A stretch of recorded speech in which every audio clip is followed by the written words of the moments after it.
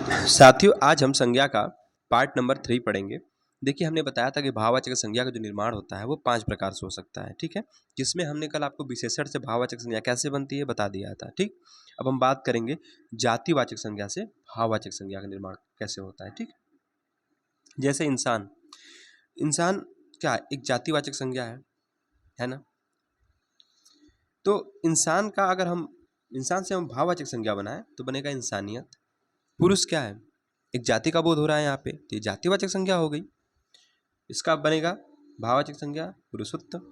स्त्री से स्त्रीत्व, माता का मातृत्व, पिता का पितृत्व, बच्चा का बचपन, तपस्वी का तप या तपस्या, आदमी का आदमीयता, ठीक है, घर का घरेलू, डाकू से डकैती, ठग से ठगी, दोस्त से दोस्ती, शिशु से शैशव, चिकित्सक से चिकित्सा, नेता से नेतृत्व और ब्रह्मचारी से ब्रह्मचर्य। तो हमने क्या किया? जातिवाचक संज्ञा से भाववाचक संज्ञा का निर्माण किया, ठीक है। अब हम बात करेंगे क्रिया से भाववाचक संज्ञा का निर्माण कैसे करते हैं, ठीक है। देखिए, क्रिया से भाववाचक संज्ञा का निर्माण करेंगे, सबसे पहली चीज ये क्रिया होती क्या है। देखिए, क्रिया ना ये किसी कार्य के होने का बोध कराती है। तो क्रिया क्या होती है? किसी के कार्य होने का बोध कराए, ठीक है। अगर हम क्रिया से भाववाचक संज्ञा बनाते हैं तो जैसे उड़ना, उड़ना उड़ना क्या है? क्रिया है, ठीक है। इससे भाववाचक संज्ञा बनाएंगे तो उड़ान। अच्छा, उड़ना है क्रिया, लेकिन कैसे पता कि क्रिया है? देखिए, उड़ क्या है? मूल धातु है। अगर मूल धातु में हम ना जोड़ देंगे तो हमारी क्रिया बन जाती है। जैसे उड़ प्लस ना, उड़ क्या है? मूल धातु, ना जोड़ दिया तो बन गई क्रिया उड़ना, ठीक है। तो उड़ना क्या है? क्रिया। उड़ना से भाववाचक क्या बनेगी संज्ञा? उड़ान। उभरना क्रिया है, इसकी अगर भाववाचक संज्ञा बनाएंगे इससे तो बनेगा उभार। गड़गड़ाना क्रिया है, ठीक है, गड़गड़ाहट। हंसना से हंसी, दौड़ना से दौड़, सोचना से सोच, फैलना से फैलाव, बनना से बनावट, सजना से सजावट, मिलना से मिलावट। गाना क्रिया है, भाववाचक संज्ञा कैसे बनेगी? गान। चमकना से चमक, जागना से जागरण। झुकना क्रिया है, भाववाचक संज्ञा बनाइए झुकाव। थकना क्रिया है, भाववाचक संज्ञा थकान। चुनना चुनाव, खेलना खेल, बांटना बंटवारा, ठीक है।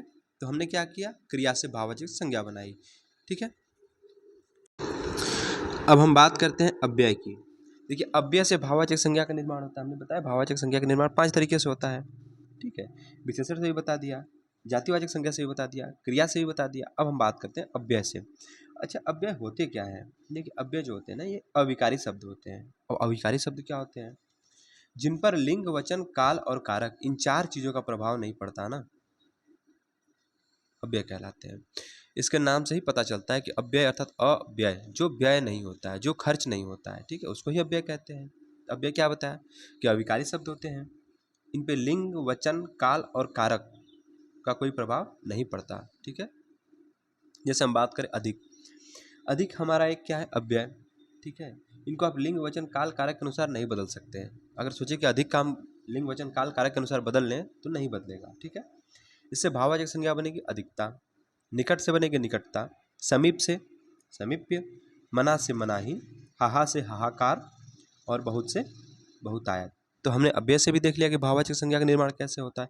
अब हम बात करेंगे जो 5वां है लास्ट हमारा, कि सर्वनाम से भाववाचक संज्ञा का निर्माण कैसे करते हैं। देखिए, सर्वनाम से अगर हम भाववाचक संज्ञा के निर्माण की बात करें तो पहली बात कि सर्वनाम होता क्या है। तो जो शब्द संज्ञा के स्थान पे हम प्रयुक्त करते हैं उसे सर्वनाम कहते हैं, ठीक है। जो शब्द संज्ञा के स्थान पे प्रयुक्त करते हैं उसको सर्वनाम कहते हैं। जैसे मैं, तुम, हम, या, वह, ये सब जो है क्या है? सर्वनाम है। इनकी संख्या 11 होती है, वो आगे हम पढ़ेंगे सर्वनाम में, ठीक है। तो सर्वनाम से भाववाचक संज्ञा कैसे बनाएंगे? जैसे अहम, अहम क्या है? एक सर्वनाम है। भाववाचक संज्ञा अहंकार। निज सर्वनाम है, ठीक है, जो हम खुद के लिए यूज करते हैं ना, निज, निजवाचक सर्वनाम। तो निज क्या? एक सर्वनाम है। इससे भाववाचक बनाइए तो निजत्व या निजता। अपना सर्वनाम है ना, इससे भाववाचक संज्ञा का निर्माण कैसे होगा? अपनाना, सर्व, सर्वस्व या सर्वदा, ठीक है। तो सर्वनाम से भाववाचक संज्ञा कैसे निर्माण होगी ये भी हमने देख लिया।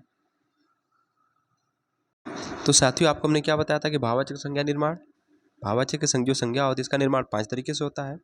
सर्वनाम से बता दिया, अव्यय से बता दिया, विशेषण से बता दिया, क्रिया से बता दिया, ठीक है, और जातिवाचक संज्ञा से भी बता दिया।